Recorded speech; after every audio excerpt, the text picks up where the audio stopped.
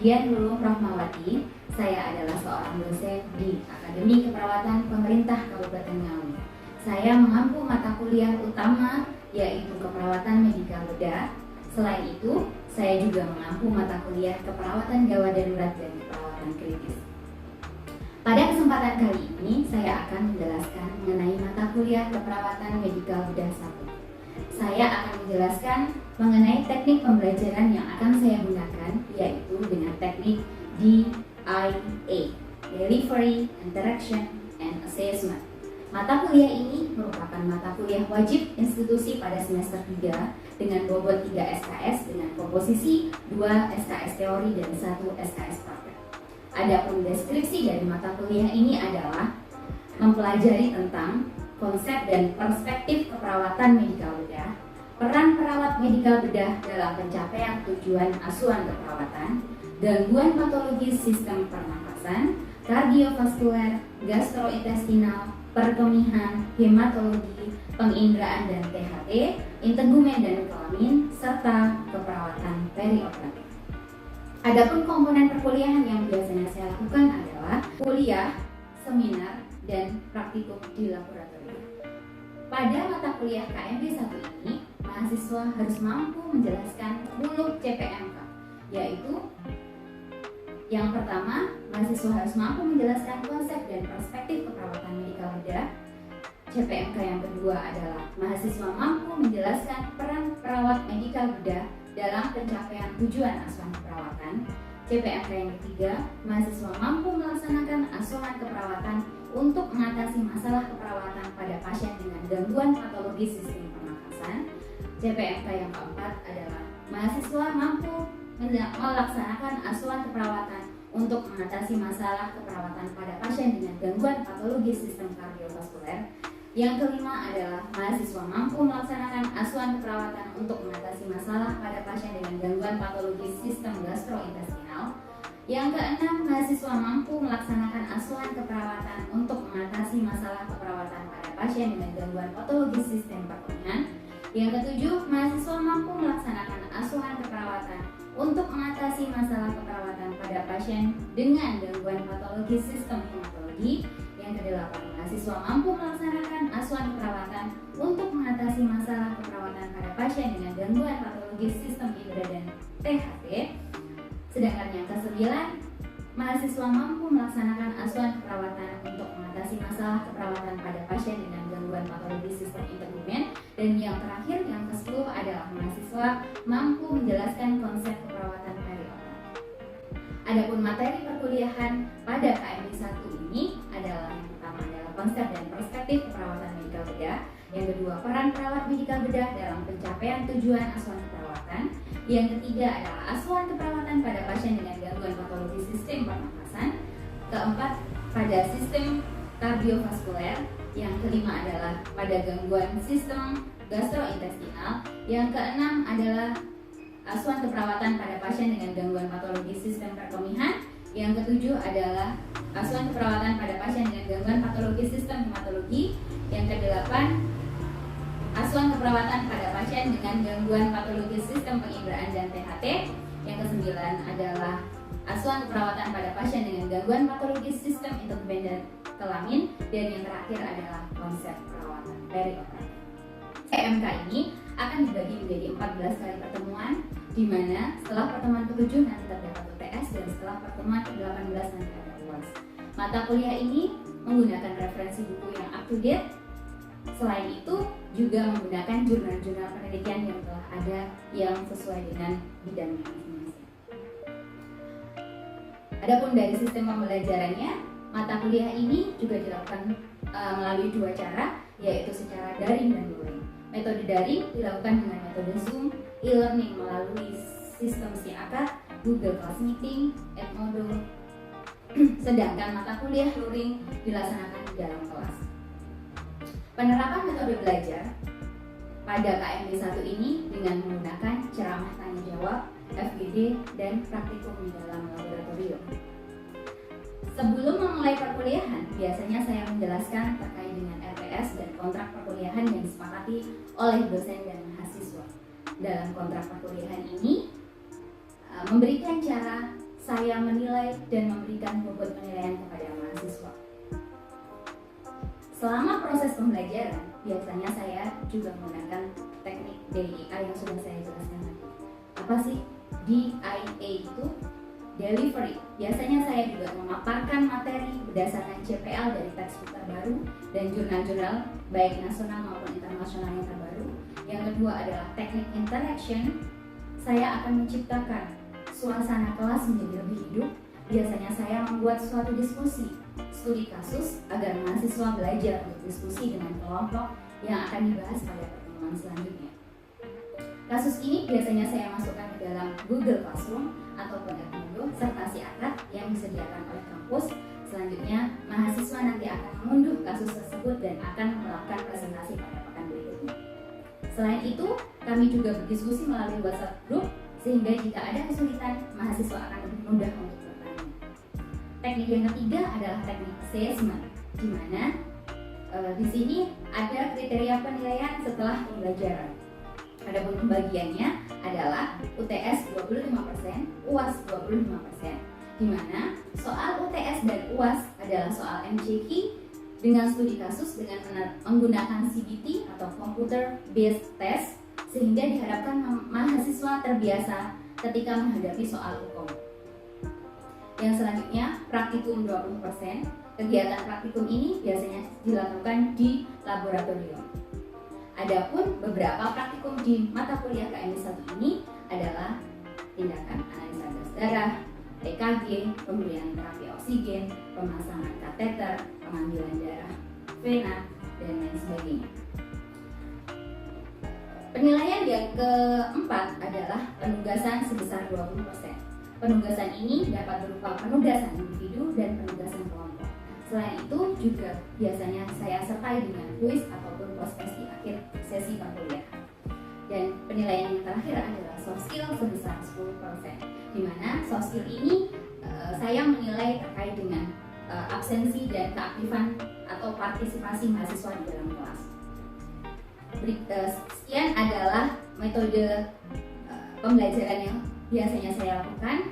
Selanjutnya adalah saya akan memaparkan terkait dengan rekaman video dari proses pembelajaran KMI 1. Selamat menyaksikan. Bismillahirrahmanirrahim. Assalamualaikum warahmatullahi wabarakatuh. Waalaikumsalam warahmatullahi wabarakatuh. Gimana kabarnya hari ini mahasiswa semuanya? Alhamdulillah. Baik ya. Nah, karena ini pertemuan di jam pertama, silakan disiapkan berdoa dulu. Ketua kelas silakan memimpin berdoa biar kita lancar hari ini.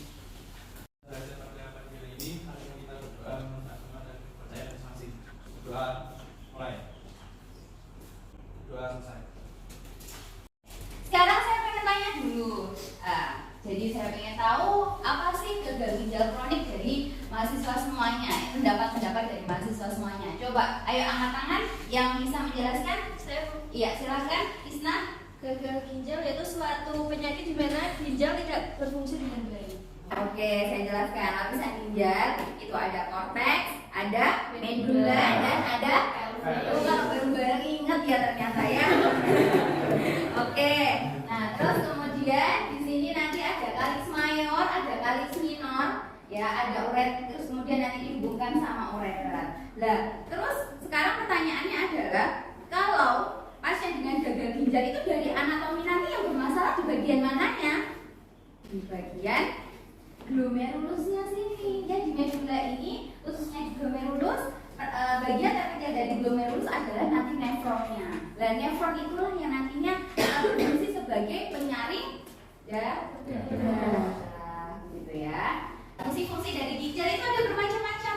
Ada fungsi ekskresi dan non ekskresi atau sekresi. Fungsi ekskresi bisa dengan berfungsi sebagai mengeluarkan zat toksik atau racun. Jadi ketika kalian keracunan itu yang berperan sangat kuat itu ada kok kalian sih. Ada pasien keracunan maksud saya ya. Yang berperan kuat itu adalah ginjal untuk menyaring atau untuk mengeluarkan zat toksik tadi. Gitu. Terus kemudian adalah mengatur keseimbangan air, garam, elektrolit, asam dan basa, mempertahankan kadar cairan dan elektrolit ya. Terus kemudian mengekspresikan produk akhir nitrogen dari metabolisme protein ya. Terus fungsi non ekspresi atau sekresinya adalah sebagai penghasil hormon. Beberapa hormon yang dihasilkan oleh ginjal adalah renin, angiotensin, aldosteron, terus kemudian prostaglandin, eritrosit, 1,25 dihidroksikoliklalsiferol, ya, terus kemudian ada insulin, glukagon, paratormon dan lain sebagainya. Inilah fungsi-fungsi dari ginjal. Kalau anatominya bermasalah, pasti fungsinya juga bermasalah.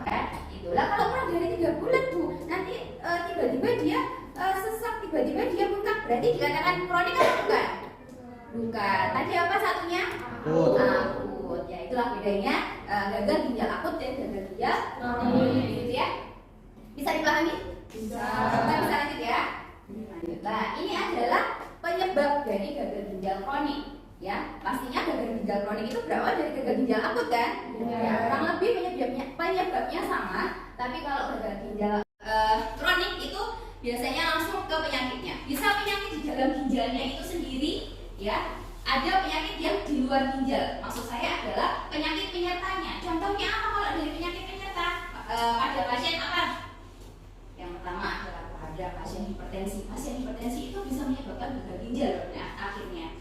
Ya, pasien diabetes mellitus, pasien asam urat, ya, pasien yang dia suka kekurangan cairan atau dehidrasi. Makanya kalian setiap hari kan sudah dianjurkan di dalam Kemenkes itu mengatakan berapa gelas kalau katanya?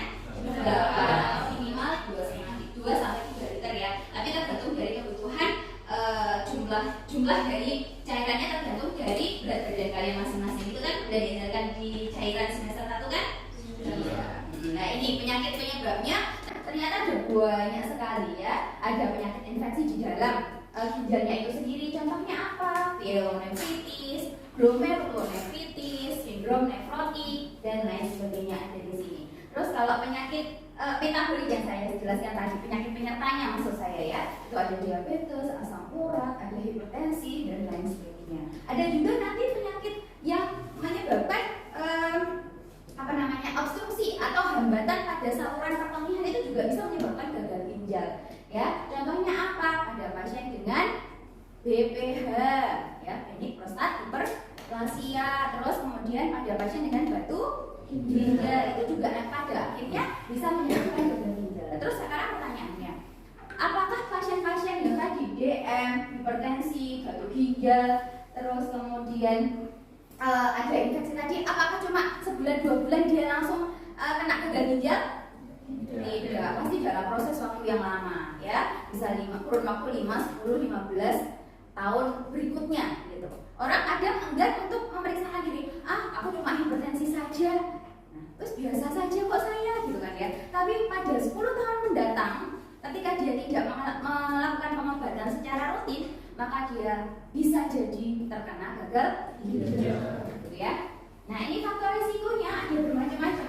Nih, di sini yang poinnya ya. Jadi renal failure atau gagal ginjal itu bisa disebabkan oleh hipertensi dan bisa juga timbal balik. Hipertensi itu menjadi buah si malakama, bisa menjadi penyebab dan bisa menjadi akibat.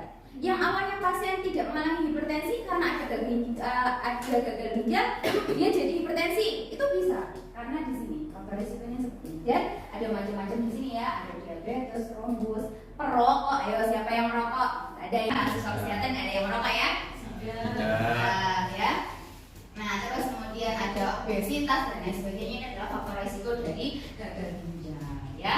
Nah, ini kriteria dari gagal ginjal kronik. Ya, tadi saya sudah jelaskan di definisi ya.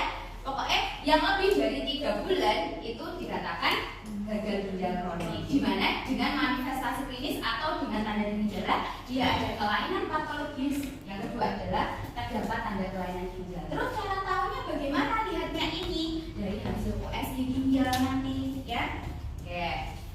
Nah, terus yang kedua, kriteria yang ketiga itu ketika laju filtrasi glomerulusnya itu kurang dari 60 ml per menit per 1,73 meter persegi maksud saya selama 3 bulan dengan atau tanpa kerusakan. Ini kriteria dari. Nah, di sini nanti ada klasifikasi dari gagal ginjal atau grade atau tingkatan. Pada pasien gagal ginjal itu ada 5 tingkatan atau 5 stage ya.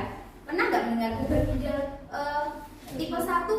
Atau grade 1, 2, 3, 4, 5 pernah? Nah, inilah yang dimaksud dengan itu ya. Dimaksud dengan grade 1 atau derajat 1, 2, 3, 4, dan 5 ya. Oke. Kalau derajat 1 itu adalah kerusakan ginjal dengan LFG normal lebih dari 90 ya. Kalau grade 2 atau derajat 2 60 sampai 89, grade 3 30 sampai 59, grade 4 15 sampai 29, dan grade terakhir ya itu kurang dari 15. Coba kita hitung ya. Gimana caranya sih Bu merumuskan atau mengetahui bahwasanya pasien ini dia punya dia sudah di derajat berapa gitu ya. Oke, sekarang coba tulis di kertas kalian masing-masing. Yuk, cepet ya. Tuan S sudah mempunyai penyakit gagal ginjal di mana umurnya saat ini adalah 50 tahun dengan berat badan 55 kg ya. Terus kemudian hasil kreatininnya, hasil labnya itu 7. Coba berapa kira-kira ininya, LFG-nya? Ada yang sudah dapat? Yuk. Ya, Bu. Ya, berapa? 9,82. 9,82. Oke. Jadi kalau 9,82, kalau kita lihat dari klasifikasi ini kira-kira pasiennya di grade berapa atau di derajat berapa ya?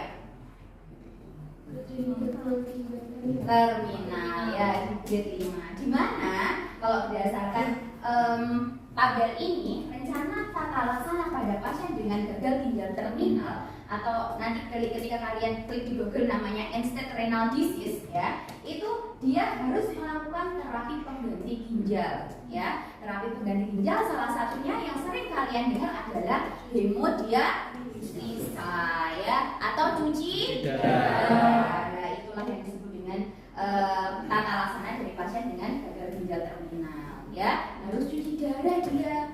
Nah, terus kalau nggak cuci darah bagaimana Bu? Ya berarti dia akan mengalami penurunan fungsi terus ya.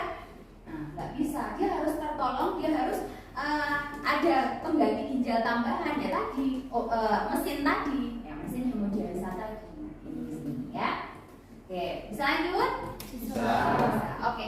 Nah, di sini adalah pathway atau patofisiologi dari gagal ginjal kronik. Kalau dilihat ternyata banyak efeknya ya. Mulai dari sistem pernafasan, dia akan mengalami masalah. Apa masalahnya? Tandanya apa? Nah, biasanya pasiennya akan sesak ya. Terus kemudian pasiennya akan sianosis atau kebiruan ya. Nah, dan lain sebagainya. Terus kemudian kalau dari sistem pencernakan, biasanya dia apa? Mual ya, mual, muntah, bisa jadi dia penurunan nafsu makan sehingga akan mengalami dehidrasi, bisa juga. Tapi yang untuk kemakanan adalah defisit nutrisi ya. Terus ada juga nanti keluhan pasien itu sering menggaruk-garuk karena gatal, karena uremianya itu akan keluar melalui kelenjar keringat sehingga di sini nanti akan ada semacam uremic frost atau garam-garam kristal itu akan menempel pada kulitnya, pada kelenjar keringatnya, sehingga kalau kalian pernah nggak ke laut, ke pantai, nah asin kan? Nah ketika kalian nggak segera mandi, apa yang terjadi pada kulit kalian? Gatel, ya, terus usam, ya nggak? Nah itu sama pada pasien dengan gagal ginjal kronik, itu kondisi dari integumennya atau kulitnya itu mirip seperti itu, sehingga dia merasakan gatal yang ada yang hebat, ada yang biasa saja, kan tergantung masing-masing orang ya. Gitu. Itu ada keluhan seperti itu, sehingga ketika digaruk-garuk terus sehingga akan muncul masalah, ya. Nah kalau kita lihat nih dari sebuah teori mengatakan bahwa dari ujung kepala sampai ujung kaki itu ternyata tandanya pasien gagal ginjal itu banyak sekali, ya. Mulai dari sistem neurologis, biasanya dia cemas, lelah, mudah lelah, ya, pusing, ya. Terus kemudian hingga seizure, dia kejang ya, sampai akhirnya dia koma. Kenapa kok bisa koma? Karena urinnya itu akan masuk ke dalam sistem neurologi sehingga pasiennya akan mengalami encephalopathy uremicum sehingga pasiennya koma. Nah, misalnya kalian pernah mendengar, loh tetangga saya itu pasien gagal ginjal, tapi kenapa kok bisa jadi koma? Ya itu proses perjalanannya seperti itu, ya. Oke, selanjutnya sistem respirasi pasiennya mengalami dyspnea atau sesak ya. Terus kemudian di sistem renal pasiennya akan mengalami oliguri hingga anuri. Apa tuh oliguri? Oliguri itu adalah urinnya menurun atau pipisnya berkurang ya, atau BAK-nya itu berkurang. Kalau anuri ada pasien gagal ginjal yang dia nggak bisa berkemih sama sekali, itu juga ada, gitu ya. Terus dari kulit tadi sudah saya jelaskan ya, dia gatal-gatal, kulit kusam, kering ya. Terus ada juga yang bengkak, baik tangan maupun kaki. Ada juga yang di wajah juga ya. Nah, terus kalau dari sistem kardiovaskuler tadi Faisal mengatakan pasien bisa mengalami hipertensi bu, gitu ya. Terus gastrointestinal dia mual muntah ya, penurunan nafsu makan ya. Terus kemudian dari segi seksualitas dia biasanya dia sudah infertil ya, karena hormonnya terganggu ya. Terus kemudian dari muskuloskeletal biasanya dia mudah patah gitu, efek dari hormon dari fungsi ginjal yang terganggu tadi, gitu ya. Selanjutnya adalah pemeriksaan penunjang pada pasien dengan gagal ginjal. Biasanya nanti ada pemeriksaan lab sama pemeriksaan radiologi. Kalau pemeriksaan lab nanti kita bisa melihat atau kita harus mengecek kadar bun dan kreatinin ya. Bun itu adalah urea nitrogen di dalam darah seseorang, dan kreatininnya karena tadi fungsinya kreatinin salah satunya untuk hitung apa tadi? LFB tadi untuk menghitung derajat dari CKG pasien tersebut itu sudah di stage berapa, gitu ya. Ya, selanjutnya adalah kadar hemoglobin karena untuk mengetahui apakah dia mengalami anemia atau tidak ya. Terus kemudian untuk radiologinya tadi saya katakan ya, ada USG ginjal ya, hingga pada akhirnya sampai pada akhirnya itu ada yang apa namanya, rumah sakit yang dia merujuknya ke CT scan juga gitu ya. Terus ada IVP, ada renal angiografi gitu ya. Ini beberapa pemeriksaan penunjang pada pasien dengan CKD. Nah, tata laksananya ada dua. Ada yang pemberian hanya terapi medikamentosa ya, atau terapi farmakologi saja. Contohnya apa? Pemberian diuretik untuk mengurangi udemnya atau bengkaknya gitu ya. Terus kemudian kita kasih antihipertensi karena pasiennya tadi ada gejala atau ada tanda mengalami hipertensi gitu ya. Terus eritropoietin karena pasiennya mengalami anemia sehingga kita harus tambah darah, tambah zat besi gitu ya. Nah, selanjutnya adalah terapi dialisis, di mana di terapi dialisis ini ada tiga hal ya, ada hemodialisis, ada CAPD, ada transplantasi ginjal. Nanti ada buku saya yang menjelaskan tentang hemodialisis. Nanti di pekan berikutnya kita akan bahas itu ya, terapi hemodialisis ini. Terus kemudian ada juga beberapa penelitian saya terkait dengan hemodialisis. Nanti kita bisa telah lebih lanjut lagi, gitu ya. Oke, komplikasi ketika tidak segera ditangani pada pasien dengan gagal ginjal ada 6 hal ini, yang 5 hal ini yang minimal ya, ada hiperkalemi, hipertensi, anemia, penyakit tulang ya, ada penyakit jantung juga. Nah, ini beberapa di antaranya, gitu ya.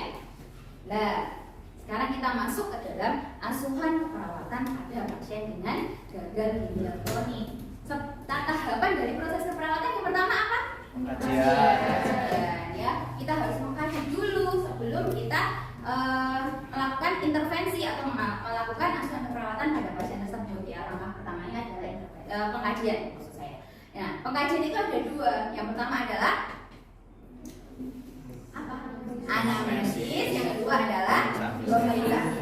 Anamnesis itu kita tanya keluhan pada pasien yang tadi beberapa sudah dijelaskan oleh Faisal tadi ya. Keluhannya apa bu? Keluhannya apa pak? Gitu ya. Keluhannya bisa berupa apa? Bisa sesak nafas, mual, muntah, ya, penurunan nafsu makan, ya, ada yang lemas, gatal-gatal dan lain sebagainya. Tergantung dari kondisi pasiennya masing-masing. Nah, kalau hasil dari pemeriksaan fisik, nanti kita cek head until toe atau pemeriksaan dari kepala sampai kaki. Itu keluhan, bukan keluhan kalau pemeriksaan fisik. Temuan yang kita dapatkan dari hasil pemeriksaan fisik apa? Nah, misalnya pada mata, ya ada konjungtiva anemis, pada hidung ada nafas cuping hidung, pada dada ada tambahan otot bantu pernafasan, pasiennya terlihat sesak ya, pasiennya terlihat sianosis atau pucat ya. Terus kemudian apa lagi? RR-nya meningkat atau frekuensi napasnya meningkat ya. Terus kemudian ada bunyi nafas tambahan ronki ketika dilakukan auskultasi. Nah, terus kemudian dia mengalami pudem atau bengkak di tangan maupun di kaki dan lain sebagainya. Ya, itu beberapa pemeriksaan fisik yang dapat kita temukan pada pasien dengan gagal ginjal kronik. Ya, nah, setelah proses asuhan perawatan yang kedua itu adalah apa? Menentukan diagnosa. Dari beberapa masalah atau dari beberapa keluhan dan pemeriksaan fisik yang didapatkan, nanti diagnosa yang mungkin muncul adalah beberapa diantaranya adalah ini, ada gangguan pertukaran gas, terus kemudian pola nafas juga efektif, kalau dia bengkak sesak berarti hipervolemia, terus kemudian nausi, defisit nutrisi, gangguan integritas kulit dan lain masih banyak lagi ya kalau kita lihat dari 4W tadi ya. Ya. Nah, beberapa ini adalah rencana intervensi ya. Rencana intervensi sama kriteria hasil. Ada pertanyaan? Sejauh ini? Anton.